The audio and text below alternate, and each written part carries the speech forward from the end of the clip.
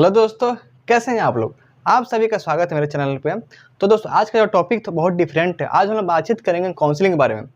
Counselling क्या होता है, ठीक है, काउंसलिंग में प्रोसेस क्या होती है, कॉलेज में काउंसलिंग कैसे होती है, कॉलेज में काउंसलिंग में क्या क्या पूछा जाता है, ठीक है, और इंपॉर्टेंट डॉक्यूमेंट कौन कौन से लेके जाते हैं काउंसलिंग में, ठीक है। ये वीडियो आपसे लिए इंपॉर्टेंट होने वाला है, इस क्लास में बने रहिएगा। तो दोस्तों, हम लोग बात करते हैं काउंसलिंग। ये वर्ड आपने कभी ना कभी तो सुना ही होगा, ठीक है। काउंसलिंग का अगर बात करें तो जनरली हम लोग सुनते हैं जब हम लोग कॉलेज में एडमिशन लेने वाले रहते हैं ना, ग्रेजुएशन या फिर पोस्ट ग्रेजुएशन के लिए, तो हम लोग वर्ड सुनते हैं काउंसलिंग। अब उस टाइम समझ में नहीं आता काउंसलिंग होता क्या, दिमाग में चलता है काउंसलिंग काउंसलिंग काउंसलिंग, लेकिन होता क्या। अगर आमतौर पर बात करें तो दो फील्ड में इसको अलग अलग बांट सकते हैं। पहला फील्ड हमारा आगे मेडिकल फील्ड से, सेकंड अगर बात करें तो फील्ड आएगा हमारा कॉलेज एडमिशन से रिलेटेड आएगा, ठीक है। तो आज हम लोग बातचीत करेंगे मेडिकल फील्ड वाला, तो बात नहीं करेंगे, वो हमारा काम का नहीं है।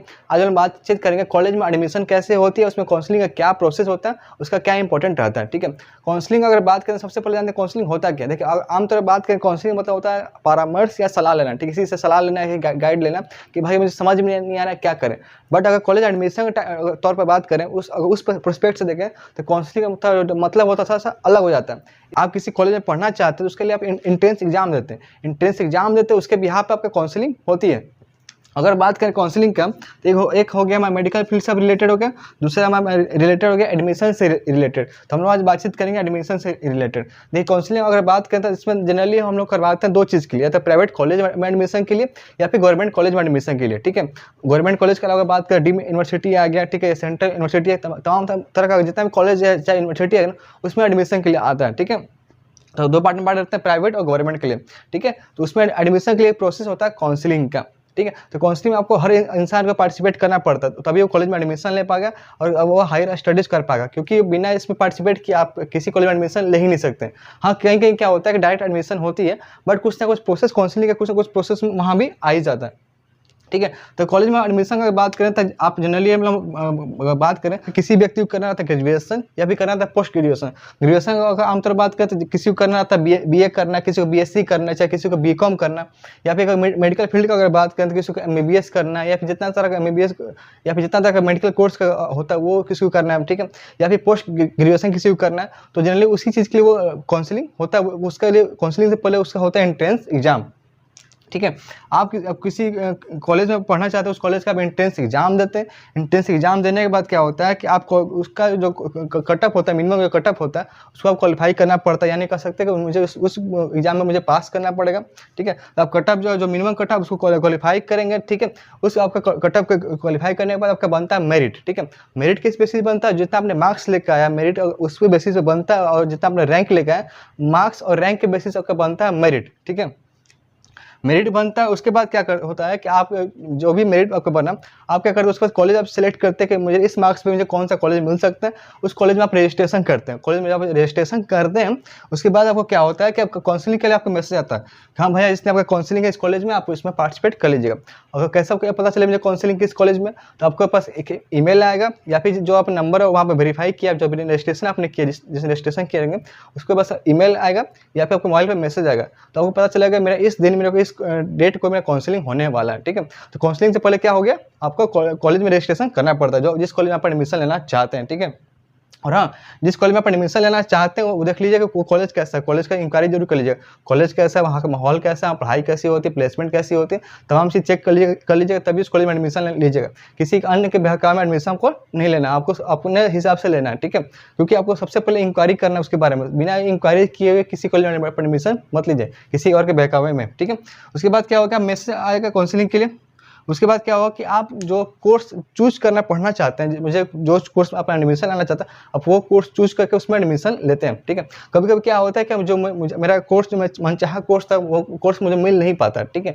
तो आपको क्या करना है कि यदि आप मान लिया आपने चूज किया मुझे ये बीएससी करना, ठीक है, बीएससी मुझे ये ब्रांच करना, मान लिया आपका वो ब्रांच आपको मनचाहा ब्रांच नहीं मिल पा रहा, तो आपको क्या करना है कि कम से कम टॉप 5 जो ब्रांचेज होती है उसके अलावा आपको अल्टरनेट रखना पड़ेगा कि मान लीजिए मुझे कोर्स नहीं मिला तो मुझे ये कोर्स में एडमिशन ले लूँगा, ये कोर्स मुझे नहीं मिला तो मैं ये कोर्स में एडमिशन ले लूँगा, ठीक है। कम से कम 3 से 4 आपको कोर्स बैकअप में रखना पड़ेगा अल्टरनेटिव के तौर पे। जब आप कोर्स चूज कर लेते हैं उसके बाद क्या होती है कि आपका होता है रजिस्ट्रेशन, ठीक है। रजिस्ट्रेशन होगा, उसके बाद क्या होगा कि आपको बुलाया जाएगा काउंसलिंग के लिए, हाँ भाई काउंसलिंग के लिए आप आ जाइए, ठीक है। तो रजिस्ट्रेशन करने के बाद क्या होगा कि आपका डॉक्यूमेंट वेरिफिकेशन होगा, जिस डेट को आपको बुलाया जाएगा आपको होगा डॉक्यूमेंट वेरिफिकेशन होगा, आपका जितना सारा डॉक्यूमेंट होगा सबमिट होगा, आपका चेक किया जाएगा वो इंसान आप ही है कि नहीं, सारा को डॉक्यूमेंट आपको चेक किया जाएगा, जो भी अपने डॉक्यूमेंट जो इंपॉर्टेंट डॉक्यूमेंट होता है आपको सारा कुछ लेकर जाना। कौन कौन से डॉक्यूमेंट मैं वीडियो आगे लास्ट में बताऊंगा कौन कौन से डॉक्यूमेंट है, और सारा कुछ जो डॉक्यूमेंट सबमिट होगा उसके बाद होता है आपका एडमिशन, ठीक है। तभी सारा काम होता है, एडमिशन प्रोसेस आपका शुरू होता है। अब जानते हैं कि काउंसलिंग होती कैसे, ठीक है। ये तो हमारे आपको रफ आइडिया मिल गया, 2 क्वेश्चन जो जवाब थे यहाँ से आपको मिल गया। काउंसलिंग क्या होती है, कॉलेज में काउंसलिंग कैसे होती है। काउंसलिंग अगर बात की एक और चीज़ मैं बता रहा हूँ, इसमें आपको हिंट दे रहा हूँ। कॉलेज में जो काउंसलिंग होती है वो 2 प्रकार की होती है, एक होता है ऑनलाइन और दूसरा होता है ऑफलाइन। पहले तो ऑनलाइन का ज़माना बहुत कम था, बट जब से कोविड आया तो हर काम ऑनलाइन होने लगा। तो ऑनलाइन में फ़ायदा ये होता है कि आप घर बैठे आप सारा का डॉक्यूमेंट्स आप वेबसाइट पर अपलोड कर देते हैं, और कॉलेज में जो चॉइस फिलिंग का ऑप्शन आता है ना, आपको पहले पता चल जाता है कौन कौन सा चॉइस में फिलिंग कर सकते हैं, कॉलेज में कौन कौन सा सीट मिल सकता है, आपको एक रफ आइडिया मिल जाता है, ठीक है। आपको कहीं जाने की जरूरत नहीं पड़ती है स्टार्टिंग में, लास्ट में तो जाना ही पड़ता है, ठीक है, बट स्टार्टिंग में थोड़ा सा मेहनत आपको कम लगता है, ठीक है। तो पहला ये होता है चॉइस फिलिंग का आपको ऑप्शन मिल जाता है, और साथ ही साथ आपको जो इतना सा डॉक्यूमेंट्स जो इंपॉर्टेंट डॉक्यूमेंट्स रहता है आप सॉफ्ट कॉपी के तौर पे आप उसको सबमिट कर सकते हैं वेबसाइट पे। वहीं अगर बात करें ऑफलाइन में क्या होता है कि आपको हार्ड कॉपी लेकर जितना सारा आपको डॉक्यूमेंट्स आपका हार्ड कॉपी करा के ओरिजिनल सारा डॉक्यूमेंट्स हो गया, उसका फोटो कॉपी करा लिया, उसका हार्ड कॉपी हो गया, उसको ले जाके आपको जिस दिन काउंसलिंग होगा उस कॉलेज में आपको काउंसलिंग कराना पड़ेगा, सारा कुछ सबमिट करना पड़ेगा, खुद दिखाना पड़ेगा, ठीक है। काउंसलिंग में होता भी क्या है, ये मान लीजिए बहुत सारे लोग, देखिए जिस कॉलेज में आप एडमिशन कराने जाएंगे तो वहाँ बहुत सारा चेयर पे बहुत सारे लगातार लोग बैठे रहते हैं, ठीक है। आपको देखना पड़ेगा मेरा कौन सा रैंक है, किस रैंक में कौन सा कॉलेज मिलने वाला, तो वहाँ पे आपको बहुत लोग गाइड करेंगे, मिलेंगे, हाँ भाई आप क्या नाम है, किस शहर से आप आए हैं, क्या आपका कॉलेज का प्रेफरेंस है, किस कोर्स में एडमिशन लेना चाहते हैं, आपको वहाँ गाइड करेंगे, प्रॉपर आपको गाइड करने का मौका मिलता है, क्योंकि आपके जैसा बहुत से लोग वहाँ पर काउंसलिंग कराने जाते हैं, मतलब कह सकते हैं कि मुझे एडमिशन लेने जाना है, ठीक है। आपके मार्क्स के बेसिस पर क्या होगा, आपका एडमिशन मिलेगा, ठीक है। तो वहाँ पर क्या होता है आपको हर तरह के लोग मिलेंगे, वहाँ पर आपको गाइड भी करेंगे, ठीक है। यहाँ बता चुका हूँ कि आपको अल्टरनेट रखना है, ठीक है। और एक और चीज़ था कि जो कॉलेज के जिस पढ़ाई करने जा रहे हैं उस कॉलेज का सारा कुछ आपको इंक्वायरीज भी कर लेना है, ठीक है। एक और मेरे से लोग क्वेश्चन पूछते हैं कि सर क्या काउंसलिंग में इंटरव्यू भी होगा क्या, या मुझे मुझसे कोई क्वेश्चन पूछा जाएगा क्या। मैं बता दूँ कि काउंसलिंग में कोई इंटरव्यू नहीं होता है, ठीक है। इंटरव्यू होता है जॉब वाला में, ठीक है, कहीं आप जॉब करने जाते हैं, जॉब के बाद ही होती है काउंसलिंग, ठीक है। तो जॉब जिस मान ली गवर्नमेंट जॉब लग गया तो वहाँ भी क्या होता है, पहले इंटरव्यू होता है, उसके बाद आपका होता है काउंसलिंग।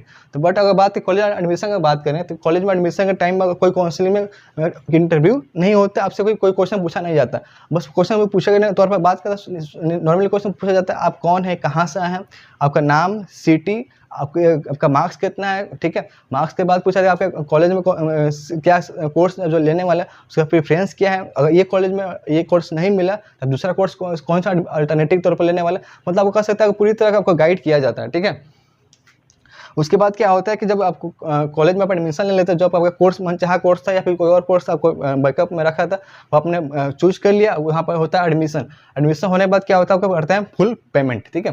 फुल पेमेंट करने के बाद क्या होता है कि आपको कॉलेज में आप एडमिशन मिल जाता है। उसके बाद क्या होती है कि अब किसी पर्टिकुलर डेट को क्लासेस स्टार्ट होती है, कॉलेज में हुआ, आपने सारा डॉक्यूमेंट जमा किया, आपने कोर्स चूज किया, ठीक है। कोर्स चूज करने के बाद क्या होगा, आपको एक डेट मिलेगा, हाँ भाई आपको ID कार्ड दिया जाएगा कि हाँ भाई आप इस डेट को आपका जो सेशन स्टार्ट होने वाला आपको कॉलेज में आराम से पढ़ाई कर सकते हैं, क्लास आपका स्टार्टेड हो गया, ठीक है। उसके बाद क्या होता है कि कॉलेज में एडमिशन ले लिया, ठीक है। आप चाहे तो कॉलेज में एडमिशन लेने के बाद आप क्या कर सकते हैं, क्या वो आपका अगर मन है हॉस्टल अलॉटमेंट का तो आप करा सकते हैं, ठीक है। तो दोस्तों अगर बात करें कॉलेज एडमिशन के बाद क्या होता है कि आपको कॉलेज फीस पेमेंट कर दिए, उसके बाद एक और कंडीशन आता है कि आप हॉस्टल में रहना चाहते नहीं रहना चाहते। जनरली क्या होता है हॉस्टल जो होता है जो कॉलेज का कैंपस होता है उसका अंदर ही होता है हॉस्टल। बहुत लोगों का चॉइस होता है कि कॉलेज कैंपस के अंदर हॉस्टल मिल रहा है तो वहाँ पर रह लेते हैं, बहुत लोगों का चॉइस होता है कि मुझे बाहर रहना, मुझे कॉलेज का जो हॉस्टल है उसमें नहीं रहना। यदि आप हॉस्टल में एडमिशन लेना चाहते हैं, वहाँ रहना चाहते हैं तो आपको पेमेंट उसी दिन करना रहता है, ठीक है। जिस दिन आपने एडमिशन लिया, कॉलेज का एडमिशन लिया, उसी दिन हम पेमेंट करके हॉस्टल में एडमिशन ले सकते हैं। तो दोस्तों हम बातचीत करते हैं इंपॉर्टेंट डॉक्यूमेंट कौन कौन सा लगेगा काउंसलिंग के लिए, ठीक है। काउंसलिंग के डॉक्यूमेंट्स की बात करें तो आपके पास होना चाहिए 10th का, जब आपके पास होना चाहिए मार्कशीट। उसके बाद बात करें 12th का होना चाहिए आपके पास मार्कशीट, ठीक है। उसके बाद अगर बात करें ट्रांसफर या फिर माइग्रेशन सर्टिफिकेट, आपके दोनों आपके पास होना चाहिए, दोनों मस्ट मांगते हैं, TC और माइग्रेशन सर्टिफिकेट। उसके बाद बात करना गैप सर्टिफिकेट। कभी कभी क्या होता है कि हम लोग तैयारी जब करते हैं तो 1 साल या 2 साल का ड्रॉप ले लेते हैं, ठीक है, तो उस टाइम ये मांगता है ये गैप सर्टिफिकेट। अब यदि आपके पास है तभी कीजिए, ठीक है। यदि आपने ड्रॉप लिया है तभी आप लेके बनवाना जरूरी है, यदि आप ड्रॉप नहीं लिया है तब छोड़ दीजिए, ड्रॉप लिया है तभी बनवाएं, ठीक है। तो एक बनता कैसे, या बनता है एफिडेविट के द्वारा बनता है, मतलब कोर्ट से, जो भी आपके पास जिस एरिया में रहते हैं वहाँ से आपका कोर्ट द्वारा बनता है, ठीक है। उसके बाद अगर बात करें उसके बाद कौन सर्टिफिकेट है, तो कैरेक्टर सर्टिफिकेट है। उसके बाद वैलिड आईडी प्रूफ, ठीक है, इसमें हो सकता है आधार कार्ड, पैन कार्ड या वोटर आईडी, आपके पास कोई भी डॉक्यूमेंट्स हो उसका भी आप लोग रख लीजिए। उसके बाद कभी कभी मांगता है इनकम सर्टिफिकेट, हर जो बात करें हर जगह नहीं मांगता है, लेकिन कहीं कहीं मांगता है इनकम सर्टिफिकेट। उसके बाद बात करें कास्ट सर्टिफिकेट। कास्ट सर्टिफिकेट क्यों जरूरी है, यदि आप चाहते हैं आप जिस कैटेगरी से बिलोंग करते हैं उसका फायदा उठाना चाहते हैं, रिजर्वेशन का उठाना चाहते हैं फायदा, तो आपको कास्ट सर्टिफिकेट बनवाना पड़ेगा। जनरली बनवाते हैं ओबीसी वाले या बनवाते हैं, या फिर जो कैटेगरी बात करें ईडब्ल्यूएस वाले ही बनवाते हैं। ओबीसी में अगर बात करें, यदि ओबीसी कैटेगरी से बिलोंग करते हैं तो एक होता है एनसीएल, जिसको बोलते हैं नॉन क्रिमिनल सर्टिफिकेट होता है, तो ओबीसी वाले वो बनवा लीजिए, और जो कैटेगरी बिलोंग करते हैं ईडब्ल्यूएस वाले तो वो अपना बनवा लीजिए, ठीक है। उसके बाद अब बात करें तो जो एग्जाम आपने क्वालिफाई किया उसका रख लीजिए एडमिट कार्ड। उसके बाद बात करें जो एग्जाम आपने एंट्रेंस फॉर्म भरा है तो उसको भी रखना पड़ता है कि ये प्रूफ करता है वो इंसान आप ही है। उसके बाद आप बनवा लीजिए एफिडेविट। ये एफिडेविट किस लिए, यदि आपने कोई फॉर्म भरने में कोई गलती कर दी है, माता पिता के नाम कोई गलती भर दिया है, या कुछ भी अपने फॉर्म भरने में कुछ भी गलती किया है नाम भरने में, स्पेलिंग मिस्टेक से, तो ये बनवाना पड़ता है एफिडेविट के, ताकि बाद में कोई दिक्कत ना हो, ठीक है। उसके बाद अब बात करें तो जो आपका मार्कशीट है एंट्रेंस एग्जाम को, जो भी एंट्रेंस एग्जाम आपने निकाला है, जो आपका मार्कशीट आया है, जो मार्क्स आपका आया है उसका भी प्रिंट को भी करवा लीजिए। उसके बाद एक बात करें, यदि आपने ग्रेजुएशन पास कर दिया, आपने एडमिशन लेना चाहते हैं पोस्ट ग्रेजुएशन के लिए, आपने ग्रेजुएशन पास कर दिया, तो जो भी ग्रेजुएशन का जो मार्कशीट होता है ना, या फिर कह सकते हैं जो पीडीसी मिलता है वो आपके पास होना चाहिए। लास्टली बात करते हैं कहीं क्या होता है कि जब हम काउंसलिंग कराते हैं तो हमारे पास कुछ पैसा का डिमांड करते हैं, तो आपको कम से कम उस टाइम क्या करना है, तो बैंक से अगर डीडी बनता है, जो भी आपका अमाउंट रहेगा काउंसलिंग के हिसाब से देख लीजिएगा, कहीं 5,000 रहता है, कहीं 10,000 रहता है, कहीं 25,000 रुपया रहता है, उसके हिसाब से बैंक का डीडी भी कहीं लगता है, तो भी आपके पास बनवाना चाहिए। तो दोस्तों आज के वीडियो में इतना ही, मिलते हैं एक नए वीडियो नए टॉपिक के साथ, तब तक ले जय हिंद।